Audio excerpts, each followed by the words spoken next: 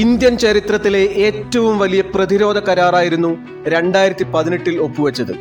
5 യൂണിറ്റുകൾക്കായി India ചെലവിട്ടത് $5.4 billion, ഏകദേശം 35,000 കോടി രൂപയായിരുന്നു.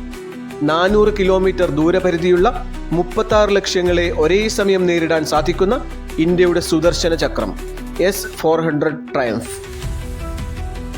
S-400 ഡിഫൻസ് സിസ്റ്റം നമുക്ക് സുപരിചിതമാകുന്നത് ഓപ്പറേഷൻ സിന്ദൂറിന് ശേഷമുള്ള പാക് ആക്രമണങ്ങളെ ഇന്ത്യ വിജയകരമായി ചെറുത്തുനിന്നതിലൂടെയാണ്.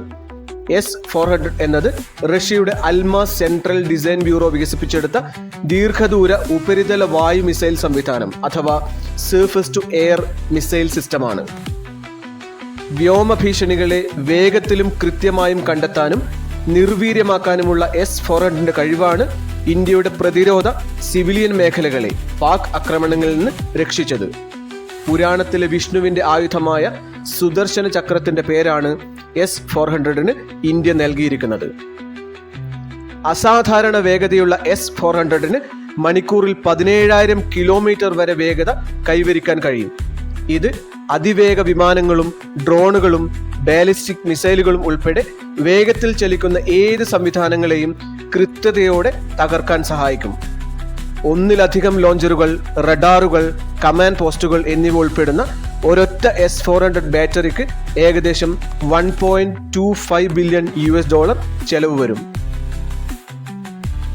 S-400 ഷൂട്ട് ആൻഡ് സ്കൂട്ട് കഴിവ് മിസൈലുകൾ വിക്ഷേപിക്കാനും അതിനുശേഷം വളരെ വേഗത്തിൽ സ്ഥലം മാറ്റാനും ഇതിനെ സഹായിക്കുന്നു.